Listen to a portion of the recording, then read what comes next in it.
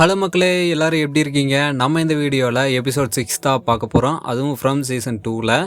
இந்த எபிசோட் 6 பார்க்குறதுக்கு முன்னாடி ஒரு சின்னதாக ஒரு இன்ட்ரோ கொடுக்குறேன். இந்த எபிசோடானது ரொம்ப சூப்பராக இருக்குங்க கைஸ். அதாவது தாறுமாறாக இருக்கும். அந்தளவுக்கு சூப்பராக இந்த எபிசோடை எடுத்துகிட்டு போயிருப்பாங்க. நான் உங்களுக்கு ஹைப் கொடுக்காம இந்த எபிசோடை டேரெக்டாக ஸ்டார்ட் பண்ணிடுறேன். இந்த எபிசோடில் என்னென்னலாம் நடக்க போகுதுன்றது நீங்களும் பாருங்கள். இப்போ வாங்க நம்ம இந்த எபிசோடை பார்க்குறக்கு ஆரம்பிச்சிடலாம். எபிசோடோட ஆரம்பத்திலே நமக்கு யாரை காட்டுறாங்கன்னா நம்ம ஷெரீஃப் தான் காட்டுறாங்க. போன எபிசோடில் நம்ம ஷெரீஃப் என்ன பண்ணியிருப்பாருனா டைனருக்கு போயிருப்பார். யாரை பார்க்குறக்குன்னா நம்ம அம்மாவை பார்க்குறக்கு. அவங்கக்கிட்ட பேசுறதுக்கு நம்ம ஷெரீஃப் போயிருக்கும்போது அவங்க முதல்ல பேசுறதுக்கு விருப்பம் இல்லாமல் தான் இருந்திருப்பாங்க. இருந்தாலும் நம்ம ஷெரீஃப் அவங்கள ஒரு டேபிளில் உட்கார வச்சு பேசிகிட்டு இருக்கிறாரு. இவரோட பெயினையும் எதுக்காக அப்படி பண்ணாருன்றதையும் தெளிவாக எக்ஸ்பிளைன் பண்ணணும்னு சொல்லிட்டு சுற்றி வளைச்சி பேசிகிட்டு இருக்கிறாரு. அதாவது இவர் பார்த்தீங்கன்னா இவரோட மனைவியை கொன்னார் பார்த்தீங்களா, அந்த வழியை பார்த்தீங்கன்னா இவங்கக்கிட்ட ஷேர் பண்ணிவிட்டு நான் உங்களுக்கு இதெல்லாம் பண்ணுறது எதுக்காகனா, அதாவது உங்கள் ஹஸ்பண்ட் இறந்து போனதுக்கு சாராதான் காரணம் அப்படின்றது எனக்கு தெரிஞ்சிருந்தும் நான் ஏன் சொல்லலை அப்படின்றது உங்களுக்கு நல்லாவே புரியும். ஏன்னா அது உங்களை காப்பாற்றுறதுக்கு தான், இந்த டவுனில் இருக்கிற மக்கள் எல்லாத்தையுமே காப்பாற்றுறதுக்கு தான் நான் அதை பண்ணேன் அப்படின்ற மாதிரி நம்ம ஷெரீஃப் எக்ஸ்பிளைன் பண்ணிட்டு இருக்கிறாரு. யார்கிட்டனா நம்ம அம்மா கிட்ட. அப்படி நம்ம ஷெரீஃப் ரொம்ப வழி கலந்த ஒரு எக்ஸ்பிளனேஷனை கொடுத்துட்டு இருக்கும்போது கரெக்டாக நம்ம டெப்யூட்டி ஷெரீஃப் அங்கே உள்ளே வந்துடுறாரு. உள்ளே வந்ததுன்னா நம்ம ஷெரீஃபை பார்த்துட்டு இவர் என்ன பண்ணிட்டு இருக்கிறாரு இங்கே அப்படின்ற மாதிரி கேட்கும்போது இந்த டெப்யூட்டி ஷெரீஃப் இப்படி கேட்டதோடனே நம்ம ஷெரீஃப் சரி நான் இங்கேருந்து கிளம்புறேன் அப்படின்ற மாதிரி அங்கேருந்து எந்திரிச்சு போகிறாரு. அப்போ நம்ம ஷெரீஃப் வராரு. நீங்கள் என்ன பண்ணிட்டு இருந்தீங்க எங்கள் அம்மா கிட்ட அப்படின்ற மாதிரி நம்ம டெப்யூட்டி ஷெரீஃப் கேட்கும்போது ஒன்றும் இல்லை நான் ஒன்றுமே பண்ணல அப்படின்ற மாதிரி நம்ம ஷெரீஃப்னு சொல்கிறாரு. அதே மாதிரி அவங்க அம்மாவும் நீ ஒன்றுமே பண்ண வேண்டாம் இங்கே வா கிண்ணி அப்படின்ற மாதிரி நம்ம டெப்யூட்டி ஷெரீஃபை கூப்பிட்டுக்கிறாங்க. இவரும் பார்த்தீங்கன்னா சரி ஓகே உங்கள் டைம் கொடுத்ததுக்கு ரொம்பவே நன்றி அப்படின்ற மாதிரி சொல்லிவிட்டு நம்ம ஷெரீஃப் டைனரை விட்டு வெளியே கிளம்பி எங்கே போகிறாருன்னா நேராக அந்த சர்ச்சுக்கு தான் போகிறாரு. சர்ச்சுக்கு போய் டோரை ஓப்பன் பண்ணி பார்க்குறாரு. அங்கே எந்த ஒரு அங்கே பார்த்தீங்கன்னா ஃபுல்லாக பிளெயினாக இருக்குது.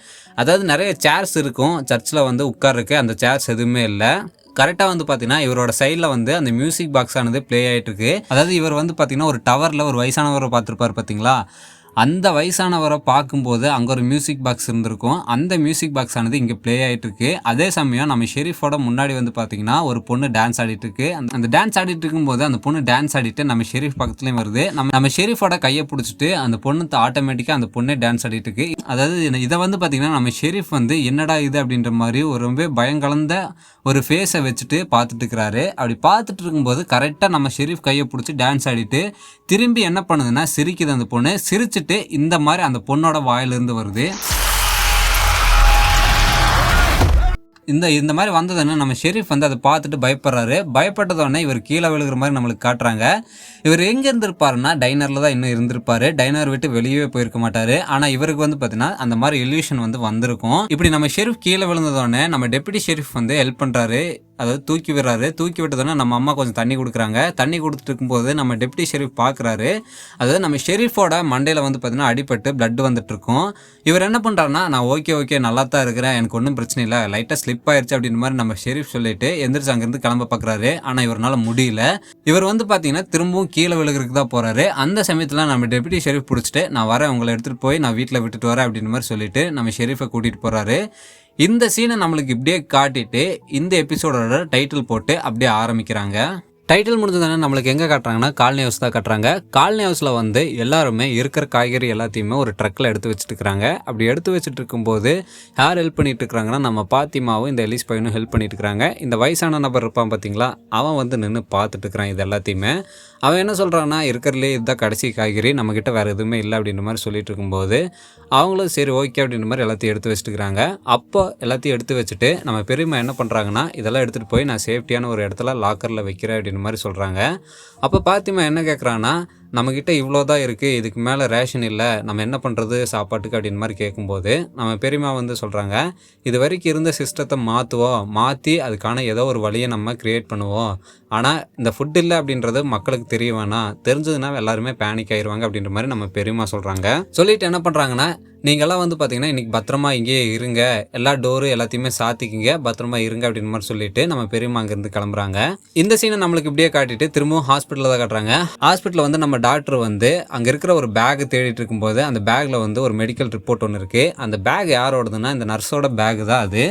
இவங்களோட பார்ட்னரோட பேக்கில் வந்து இந்த மாதிரி மெடிக்கல் ரிப்போர்ட் இருக்கிறத பார்த்ததோடனே இவங்க எடுத்து அதை செக் பண்ணுறாங்க. செக் பண்ணும்போது தான் தெரியுது இந்த மாதிரி இந்த நர்ஸு வந்து பார்த்திங்கன்னா ஒரு அடிக்ஷனில் இருக்காங்க அப்படின்ற மாதிரி தெரிய வருது. தெரிய வந்ததோடனே இந்த நர்ஸும் கரெக்டாக வந்து அந்த நேரத்தில் அங்கே வந்துடுறாங்க. நம்ம டாக்டர் கேட்குறாங்க இது என்ன ரிப்போர்ட் அப்படின்ற மாதிரி கேட்கும்போது என் பேக் நீ எதுக்கு பார்த்து அப்படின்ற மாதிரி இந்த நர்ஸும் கேட்குறாங்க. அதாவது ஏர் கிளிப் இருக்குமா அப்படின்ற பார்க்கறதுக்கு தான் உன்னோட பேக்கை நான் ஓப்பன் பண்ணேன், ஆனால் இந்த ரிப்போர்ட் என் கையில் கிடச்சிருச்சு. நீ வந்து என்கிட்ட என்ன சொன்னேன், ஆண்டி பார்க்கறதுக்கு போகிறதா இருந்தது, அதனால தான் இந்த பஸ்ஸில் வந்தேன்னு தானே சொன்னேன், இது என்ன ரிப்போர்ட் அப்படின்ற மாதிரி கேட்கும்போது அந்த நர்ஸு வந்து சொல்லிடுறாங்க, ஆமாம் இந்த ஒரு 5-6 மாதமாக வந்து பார்த்தீங்கன்னா நான் அடிஷனில் இருக்கேன் அப்படின்னு மாதிரி சொன்னதோடனே நம்ம டாக்டருக்கு சந்தேகம் வந்துருது. உடனே வேகமாக போய் இவங்க வந்து மெடிசன் எல்லாம் ஸ்டோர் பண்ணி வைக்கிறதுக்கு ஒரு இடம் வச்சுருப்பாங்க பார்த்தீங்களா, அந்த இடத்த போய் பார்க்குறாங்க. அங்கே வந்து ஏதோ ஒரு மெடிசன் காணாமல் போயிருக்கோம் அப்படின்ற மாதிரி பார்க்கும்போது இந்த நர்ஸு வந்து பார்த்தீங்கன்னா அங்கே வந்துட்டு வேகமாக நம்ம டாக்டர் பின்னாடியே வந்து பார்த்துட்டு இருக்கிறாங்க. அப்போ நம்ம டாக்டர் கேட்குறாங்க, இங்கேருந்து நீ ஏதாவது எடுத்தியா, நம்மக்கிட்ட இருக்கிறதே கொஞ்சம் சப்ளை தான், அதை வச்சு தான் நம்ம மேனேஜ் பண்ணிட்டு இருக்கிறோம், இது எடுத்துட்டுனா நம்மளுக்கு வேறு சப்ளைஸே இல்லை அப்படின்னு மாதிரி சொல்லிட்டு இருக்கும்போது இந்த நர்ஸு வந்து ஒத்துக்கிறாங்க. ஆமாம் நான் என்னத்தை எடுத்தேன் அப்படின்னு மாதிரி நம்ம டாக்டர் கேட்குறாங்க. நான் மார்ஃபின் மட்டும் கொஞ்சம் எடுத்தேன் அப்படின்னு மாதிரி சொல்லும்போது இந்த மார்ஃபின் அப்படின்றது என்னன்னா அது ஒரு போதைப் பொருள், கஞ்சா செடியிலேருந்து தயாரிக்கப்படுற ஒரு சக்தி வாய்ந்த மருந்து தான் இந்த மார்ஃபின் அப்படின்றது. இது அளவாக வந்து பேஷண்ட்டுக்கு கொடுப்பாங்க. ஆனால் இந்த நர்ஸு வந்து பார்த்தீங்கன்னா அதையே எடுத்துக்கிட்டு அடிக்ஷன் மாதிரி இருந்திருக்காங்க. இதை தெரிஞ்சதுன்னா டாக்டர் வந்து கோவப்படுறாங்க. அதே சமயம் இந்த நர்ஸும் கோவப்பட்டு உனக்கு இதுதானே வேணும் நீ வச்சுக்கோ அப்படின்னு மாதிரி சொல்லிட்டு அங்கேருந்து கிளம்பிடுறாங்க. அடுத்த சீனே நம்மளுக்கு எங்கே காட்டுறாங்கன்னா நம்ம ஷெரீஃபையும் டெப்யூட்டி ஷெரீஃபையும் தான் காட்டுறாங்க. இவங்க 2 பேருமே நடந்து போயிட்டு இருக்கும்போது நம்ம ஷெரீஃப் பேசிகிட்டு இருக்கிறாரு. இந்த மரமெல்லாம் இப்படி இருந்து நான் பார்த்ததே இல்லை அப்படின்ற மாதிரி நம்ம ஷெரீஃப் பேசிட்டு போயிட்டு இருக்கும்போது நம்ம ஷெரீஃப் கையானது திடீர்னு வழி எடுக்க ஆரம்பிச்சிருது. இதை பார்த்ததுன்னா நம்ம டெப்யூட்டி ஷெரீஃப் வந்து கேட்குறாரு என்னாச்சு அப்படின்ற மாதிரி கேட்கும்போது நம்ம ஷெரீஃப் சொல்ல ஆரம்பிக்கிறாரு, இது வந்து பார்த்தீங்கன்னா ஃபாரஸ்ட்டில் எனக்கு ஒரு இன்சிடென்ட் ஏற்பட்டுச்சு, அதுலேருந்து என் கையில் வந்து பார்த்தீங்கன்னா இந்த மாதிரி ஒரு புழு மாதிரி போயிட்டுருக்கு அப்படின்ற மாதிரி நம்ம ஷெரீஃப் வந்து டெப்யூட்டி ஷெரீஃப் கிட்ட சொல்லிட்டு இருக்கிறாரு. ஆனால் டெப்யூட்டி ஷெரீஃப் வந்து நம்ம ஷெரீஃபோட கையில் எதுவுமே தெரியல. ஆனால் நம்ம டெப்யூட்டி ஷெரீஃப் மட்டும் பெயின் ஆகுது. அந்த சமயத்தில் திடீர்னு மறுபடியும் இந்த மாதிரி மியூசிக் ஒன்று கேட்குது. இந்த மியூசிக் கேட்டதோடனே நம்ம ஷெரீஃப் வந்து எங்கேருந்து இந்த மியூசிக் வருது அப்படின்ற மாதிரி தேடிட்டு போகும்போது ஒரு அண்டர் கிரவுண்ட் இருக்கும் பார்த்தீங்களா, அதுக்கு ஆப்போசிட்டில் ஒரு கல் மேலே வந்து பார்த்தீங்கன்னா அந்த மியூசிக் பாக்ஸ் ஆனது ப்ளே ஆகிட்டுருக்கு. அப்படி ப்ளே ஆகிட்டு இருக்கும்போது திடீர்னு வந்து பார்த்தீங்கன்னா அந்த அண்டர் கிரவுண்டை ஓப்பன் பண்ணிவிட்டு திரும்பவும் அந்த பொண்ணு டான்ஸ் ஆடிட்டே வருமா, வந்து நம்ம ஷெரீஃபை கிராஸ் பண்ணது. நம்ம ஷெரீஃப் வந்து பார்த்தீங்கன்னா அந்த மியூசிக் கேட்டு வேகமாக ஓடி வரும்போது டெப்யூட்டி ஷெரீஃபும் பின்னாடியே வந்திருப்பாரு. ஆனால் டெப்யூட்டி ஷெரீஃபோட கண்ணுக்கு வந்து எதுவுமே தெரிய மாட்டேங்குது, நம்ம ஷெரீஃபோட கண்ணுக்கு மட்டும்தான் எல்லாமே தெரியுது. அப்போ நம்ம டெப்யூட்டி ஷெரீஃப் கேட்குறாரு என்னாச்சு, ஏதாவது உங்களுக்கு பிரச்சனையா அப்படின்னு மாதிரி கேட்கும்போது ஒன்றும் இல்லை, இன்னைக்கு கொஞ்ச நேரத்தில் நைட் ஆக போகுது, அதனால் நம்ம உடனே வீட்டுக்கு போய் ஆகணும் அப்படின்ற மாதிரி நம்ம ஷெரீஃப் சொல்கிறாரு. திரும்பவும் நம்மளுக்கு ஹாஸ்பிட்டலில் தான் கட்டுறாங்க. ஹாஸ்பிட்டலில் வந்து நம்ம டாக்டர் ஷெரீஃப்க்கு ட்ரீட்மெண்ட் பண்ணிட்டு இருக்கிறாங்க. அப்படி ட்ரீட்மெண்ட் பண்ணிட்டு இருக்கும்போது நம்ம ஷெரீஃப் வந்து டாக்டர்கிட்டையும் எல்லாத்தையுமே எக்ஸ்பிளைன் பண்ணிட்டு இருக்கிறாரு. இந்த மாதிரி காட்டுக்குள்ளே போனோம், அங்கே ஒரு டவர் இருந்தது, டவருக்குள்ளே போகும்போது ஒரு வயசான நபர் இருந்தார், அவர் வந்து பார்த்தீங்கன்னா என்னோட கையை கிழிச்சிட்டு அவரோட கையை கிழிச்சு அந்த ரத்தத்தை வந்து பார்த்தீங்கன்னா என்னோட உடம்புல செலுத்திட்டு இப்போ என்னோட ரத்தம் உன்னோட ரத்தம் அப்படின்ற மாதிரி சொல்லிட்டு அவர் அங்கேயே இறந்து போயிட்டாரு. அண்ட் அதுக்கப்புறம் வந்து பார்த்தீங்கன்னா அந்த இடம் அப்படியே மாயமாக மறைஞ்சு போயிடுச்சு அப்படின்ற மாதிரி டாக்டர் கிட்ட சொல்லிட்டு இருக்கிறாரு. இப்படி சொல்லிட்டு இருக்கும்போது டாக்டர் என்ன கேட்குறாங்கன்னா அதெல்லாம் ஒன்றும் ப்ராப்ளம் இல்லை பார்த்துக்கலாம் அப்படின்ற மாதிரி சொல்லிட்டு இருக்கும்போது ஷெரீஃப் வந்து என்ன சொல்கிறாருன்னா, இல்லை இது வந்து பார்த்தீங்கன்னா ரொம்ப பெரிய பிரச்சனையாக மாறி எல்லாத்துக்குமே டேஞ்சர் ஆகிறது நான் விரும்பலை, இங்கே இருக்கிற மக்கள் வந்து சர்வே பண்ணணும், நீ தான் எனக்கு ஹெல்ப் பண்ண அப்படின்ற மாதிரி நம்ம டாக்டர்கிட்ட நம்ம ஷெரீஃப் கேட்குறாரு. நான் என்ன உங்களுக்கு ஹெல்ப் பண்ணுறது அப்படின்ற மாதிரி டாக்டர் கேட்கும்போது ஷெரீஃப் என்ன சொல்கிறாருன்னா, நான் வந்து என்னோடய வைஃப் இறந்த மாதிரி இறக்குறதுக்கு விரும்பலை, அதனால் நீயே ஏதோ ஒன்று பண்ணிவிடு அப்படின்ற மாதிரி நம்ம ஷெரீஃப் சொல்கிறாரு. இவர் என்ன சொல்கிறாருன்னா இவரை வந்து பார்த்தீங்கன்னா கொன்ற சொல்கிறாரு, யார்கிட்டேன்னா டாக்டர்கிட்ட வழியே இல்லாமல். இதை வந்து இப்படி சொல்லிட்டு இருக்கிறது நம்மளுக்கு காட்டி அப்படியே கட் பண்ணுறாங்க. அடுத்த சீனே வந்து பார்த்தீங்கன்னா நம்ம டெப்யூட்டி ஷெரீஃப் வெயிட் பண்ணிட்டு இருக்கிறாரு ஹாலில். அப்போ நம்ம டாக்டர் வராங்க, வந்து பேச ஆரம்பிக்கிறாங்க. அப்போ நம்ம டெப்யூட்டி ஷெரீஃப் கேட்குறாரு என்னாச்சு, அவர் சொன்னாரா அந்த புழு வந்து அவரோட கையில் இருக்கிறதெல்லாம் சொன்னாரா அப்படின்னு மாதிரி சொல்லும்போது ஆமாம் அவர் சொன்னார் அப்படின்ற மாதிரி நம்ம டாக்டர் சொல்கிறாங்க. அப்போ டெப்யூட்டி ஷெரீஃப் என்ன சொல்கிறாருன்னா நீ அதை பார்த்தியா அப்படின்னு மாதிரி கேட்கும்போது இல்லை நான் அதை பார்க்கல அப்படின்ற மாதிரி டாக்டர் சொல்கிறாங்க. அப்படி இருக்கும்போது நம்ம டெப்யூட்டி ஷெரீஃப் வந்து சொல்ல ஆரம்பிக்கிறாரு, அவர் இப்படி தான் சொல்லிட்டு இருக்கிறாரு, ஏதோ கையில் ஊறுற மாதிரி புழு இருக்குது அப்படின்ற மாதிரி சொல்லிட்டு இருக்கிறாரு, ஆனால் அது உண்மையா இல்லையான்றது தான் தெரியல அப்படின்ற மாதிரி நம்ம டெப்யூட்டி ஷெரீஃப் வந்து டாக்டர் கிட்ட சொல்லிட்டு இருக்கிறாரு. இந்த சீனை நம்மளுக்கு இப்படியே காட்டிட்டு திரும்ப எங்கே காட்டுறாங்கன்னா காலனி ஹவுஸ் தான் காட்டுறாங்க. காலனி ஹவுஸில் எல்லாருமே கேதர் ஆகி இருக்காங்க. அங்கே நம்ம பெரியம்மா இல்லை, அவங்க வந்து ட்ரக் எடுத்துகிட்டு போனாங்க பார்த்தீங்களா, அவங்க வந்து நம்ம அம்மா அம்மாவோட வீட்டுக்கு போயிருப்பாங்க. இங்கே காலனி ஹவுஸில் இல்லை. அப்படி இருக்கும்போது எலிஸ் தான் எல்லாத்தையுமே பார்த்துட்டு இருப்பான். அந்த சமயத்தில் எலிஸை தனியாக நம்ம பாத்திமா மேலே ரூமுக்கு கூட்டிகிட்டு போய் பேச ஆரம்பிக்கிறான். உங்கள் அப்பா என்ன நினச்சிட்டு இருக்கிறாரு, அந்த சைக்கோவை இங்கே கூட்டிகிட்டு வந்திருக்காரு. அப்படி கூட்டிகிட்டு வந்ததுனால இங்கே இருக்கிற மக்கள் எல்லாருமே டேஞ்சரில் இருக்கிறாங்க. இதே மாதிரி வந்து நீயும் பண்ண மாட்டீங்களா அப்படின்ற மாதிரி நம்ம பாத்திமா பேசிட்டு இருக்கிறா. இதை காட்டிகிட்டு இருக்கும்போது கீழே வந்து ஏதோ ஒரு சவுண்டு கேட்குது அப்படின்ற மாதிரி நம்ம எலிஸ் பையன் கீழே வந்து பார்க்குறான். அப்படி வந்து பார்க்கும்போது இந்த வயசான மொட்டையும் வந்து கத்திட்டு இருக்கிறான். இவன் எலிஸ் பையனும் வந்து கேட்குறான், என்னாச்சு, எதுக்காக கத்திட்டு இருக்கிற அப்படின்னு மாதிரி கேட்கும்போது, இந்த புதுசாக அந்த பஸ்ஸுலேருந்து இறங்கி வந்தா பார்த்தீங்களா குண்டு பையன், அவன் என்ன பண்ணிட்டான்னா ஃபுட்டை திருடிட்டான் அப்படின்ற மாதிரி ஒரு குற்றச்சாட்டு வச்சு இவன் கத்திட்டு இருக்கிறான். இதை வந்து கேட்டுட்டு எலிஸ் என்ன சொல்கிறான்னா, அதெல்லாம் ஒன்றும் பிரச்சனை இல்லை, அவன் திருடி இருக்க மாட்டான், நீ விடு அப்படின்னு மாதிரி சொல்லும்போது, அதை எப்படி விட முடியும், நம்மகிட்டயே இப்போ கொஞ்சம் ஃபுட்டு தான் இருக்குது, அந்த ஃபுட்டை வந்து நம்ம சேவ் பண்ணி வைக்கணும், இவன் இப்படி திருடி வச்சுட்டு இருக்கிறதெல்லாம் நான் அலோவ் பண்ணவே மாட்டேன் அப்படின்னு மாதிரி கத்திட்டு இருக்கும்போது இவன் அப்படியே புலம்புறக்க ஆரம்பிச்சிடறான். ஒரு டவரை கட்டி இங்கேருந்து தப்பிச்சு போகலான்னு சொன்னீங்க, அதெல்லாம் நடக்கல, நம்ம எப்படி தான் இங்கேருந்து தப்பிச்சு போகிறது அப்படின்ற மாதிரி இவன் புலம்பிட்டு இருக்கும்போது, இப்படி இவன் புலம்பிட்டு இருக்கும்போது எலிஸ் பையன் சமாதானப்படுத்திட்டு இருக்கிறா, அதெல்லாம் ஒன்றும் இல்லை, நம்ம பார்த்துக்கலாம் விடு அப்படின்னு மாதிரி சொல்லிட்டு இருக்கும்போது, திடீர்னு இந்த மொட்டையம் வந்து சைக்கோ மாதிரி மாறி அந்த குண்டு பையன் என்ன பண்ண சொல்கிறான்னா, அதாவது அந்த பஸ்ஸுலேருந்து இறங்கி வந்தால் பார்த்தீங்களா அந்த குண்டு பையன், அவன் என்ன பண்ண சொல்கிறான்னா, நீ உடனே வெளியே போ, நீ இங்கே இருக்கக்கூடாது, உனக்கு அதான் பனிஷ்மெண்ட் அப்படின்ற மாதிரி கத்தி எடுத்துகிட்டு அவனை மிரட்ட ஆரம்பிச்சிடறான். அப்போ எலிஸ் பையன் வந்து தடுக்கிறான், இதெல்லாம் தப்பு அப்படின்ற மாதிரி தடுத்துட்டு இருக்கும்போது அந்த பஸ்ஸோட டிரைவரும் வந்து தடுக்கிறாங்க. அந்த லேடி, இங்கே பாருங்கள், அதெல்லாம் நம்ம பேசி தீர்த்துக்கலாம், கம்முன்னு இருங்க அப்படின்ற மாதிரி தடுத்துட்டு இருக்கும்போது இந்த மொட்டையும் கேட்கவே மாட்டேங்கிறான். அந்த சமயத்தில் நம்ம எலிஸ் பையன் தடுத்துட்டு இருக்கிறதுனால இவன் என்ன பண்ணுறான்னா வேகமாக பின்னாடி திரும்புகிறான். அப்படி திரும்பும்போது இவன் கையில் வந்து ஷார்ப்பான கத்தி இருந்திருக்கும்ல, அதை வந்து பார்த்தீங்கன்னா நம்ம எலிஸ் மேலே குத்திடுறான் அந்த கத்தியை. அது எங்கே குத்திருப்பானா கரெக்டாக இந்த நெஞ்சு கீழே குத்திடுவான். இப்படி குத்துந்தோடனே எலிஸ் பையன் அப்படியே பின்னாடி போயிடுறான். இந்த மொட்டைன்னு வந்து பார்க்குறா, எலிஸ் நான் தெரியாமல் பண்ணிட்டேன், நான் மன்னிச்சிடு அப்படின்னு மாதிரி அங்கேயே சாரியும் கேட்குறான். ஆனால் அவனை வந்து பார்த்தீங்கன்னா மற்றவங்க எல்லாருமே அங்கேருந்து கூட்டிகிட்டு போகிறாங்க. அதே சமயம் இந்த எலிஸ் பையன் என்ன பண்ணுறான்னா அந்த கத்தியை எடுத்ததோடனே பாத்திமா வந்து ஒரு துணியை வச்சு அந்த ரத்தத்தை வெளியே வராமல் அடக்கிறா உள்ளேயே. அடுத்த சீனை எங்கே காட்டுறாங்கன்னா நம்ம ஷெரீஃப் தான் காட்டுறாங்க. நம்ம ஷெரீஃப் வந்து தூங்கி எந்திரிச்சிருப்பார். எந்திரிச்சதோடனே திரும்பவும் அந்த மியூசிக் பாக்ஸ் ஆனது ப்ளே ஆக ஆரம்பிக்குது. இப்படி ப்ளே ஆக ஆரம்பிச்சதுன்னா நம்ம ஷெரீஃப் வந்து சுற்றி முற்றி பார்க்குறாரு, எங்கே ப்ளே ஆகிட்டு இருக்கு அப்படின்ற மாதிரி பார்த்துட்டு இருக்கும்போது கரெக்டாக வந்து பார்த்தீங்கன்னா அந்த டான்ஸ் ஆடுற பொண்ணு வந்துடுறா. வந்து நம்ம ஷெரீஃபை வந்து பார்த்தீங்கன்னா தூக்கி பெட்லேயே வீசுவாளா. வீசிட்டு நம்ம ஷெரீஃப் மேலே ஏறி நம்ம ஷெரீஃபை வந்து பார்த்தீங்கன்னா மூச்சடைச்சு அப்படியே கொல்ல ட்ரை பண்ணுறா. ஆனால் ஒரு கட்டத்தில் திடீர்னு அவன் மறைஞ்சு போயிடுறான். நம்ம ஷெரீஃபும் வந்து எந்திரிச்சிட்றாரு. எந்திரிச்சதோடனே சுற்றி முற்றி பார்க்குறாரு எங்கே இருக்கா அப்படின்ற மாதிரி. அந்த சமயத்தில் ஒரு வாய்ஸ் ஆனது கேட்குது. வாய்ஸ் கேட்டதோடனே நம்ம ஷெரீஃப் வந்து அவரோட கன் எடுத்து பாயிண்ட் பண்ணிடுறாரு. அங்கே ஆப்போசிட்டில் யார் இருப்பாங்கன்னா இந்த நர்ஸு தான் வந்திருப்பா. இப்படி பாயிண்ட் பண்ணிருந்தானே அந்த நர்ஸும் பயந்துருவா. நம்ம ஷெரீஃப் என்ன பண்ணுறான்னா, இல்லை ஒன்றும் இல்லை, நான் தெரியாமல் பண்ணிட்டேன் அப்படின்ற மாதிரி கன்னை கீழே இறக்கிடுறாரு.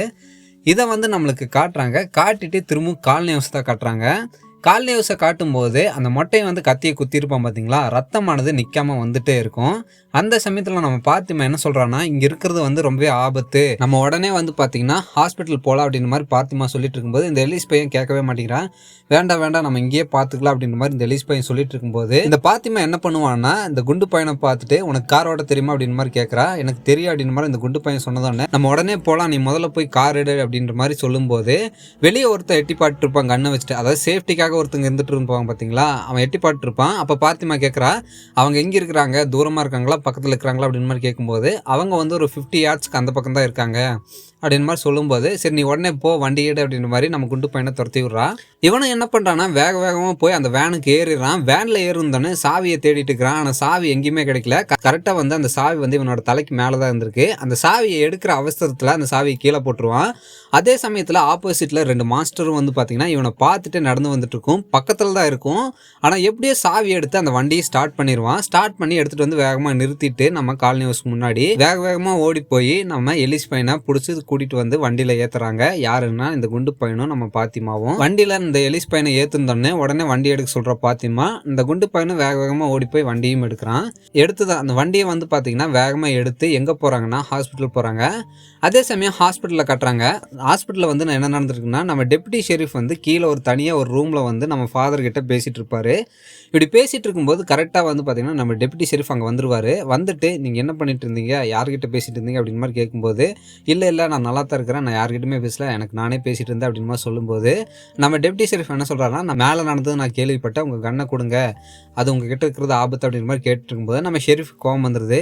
இங்கே பாடுறா, எனக்கு சுற்றி நடந்துட்டு இருக்கிறது உனக்கு புரியுதா இல்லையா, என்னோட கையில் வந்து பார்த்திங்கன்னா ஒரு புழு மாதிரி ஊறிட்டு இருக்கு, அது ஏதோ என்னோட உடம்புல பண்ணுது, அது மட்டும் இல்லாமல் இல்லாமல் நான் வந்து கொஞ்ச நேரத்துக்கு முன்னாடி பேசிகிட்டு இருந்து ஃபாதர் காட்ரி தான், என்னால் பேச முடியுது, அவர் என் கண்ணுக்கு தெரிகிறாரு, அதுக்கு என்ன பண்ண முடியும், இதெல்லாம் ரொம்ப வித்தியாசமாக தான் இருக்கும். ஆனால் அந்த ஃபாரஸ்ட்டுக்குள்ளே போகும்போது எனக்கு இதெல்லாம் நடந்தது, அதனால தான் நான் இப்படி இருக்கேன், வேறு எதுவும் இல்லை அப்படின்னு மாதிரி சொல்லிட்டு இருக்கும்போது மேலே வந்து பார்த்தீங்கன்னா காட்டுறாங்க. இப்படி இவங்க 2 பேர் பேசிகிட்டு இருக்கிறத காட்டிட்டு திரும்ப ஹாஸ்பிட்டலுக்கு மேலே காட்டுறாங்க. இவங்க எங்கே இருந்திருப்பாங்கன்னா அண்டர் கிரவுண்டில் இருந்திருப்பாங்க. மேலே ஹாஸ்பிட்டல் மேலே காட்டும்போது பாத்திமாவும் இந்த குண்டு பையனும் எலிஸ் பையனை கூட்டிகிட்டு வந்துருவாங்க. கூட்டிகிட்டு வந்துட்டு கதவை தட்டிட்டு இருக்கிறாங்க. அப்போ நம்ம டாக்டருக்கு கேட்டுட்டு வேகமாக ஓடி போய் ஸ்க்ரீனை விளக்கிட்டு பார்க்குறாங்க, யார் அது அப்படின்ற மாதிரி பார்க்கும்போது இவங்க 3 பேர் நின்றுட்டு இருந்தோன்னு கதவை உடனே ஓப்பன் பண்ணிடுறாங்க. ஓப்பன் பண்ணிருந்தோன்னே நம்ம எலிஸ் பையனை வேகமாக தூக்கிட்டு வந்து பெட்டில் படுக்க வைக்கிறாங்க.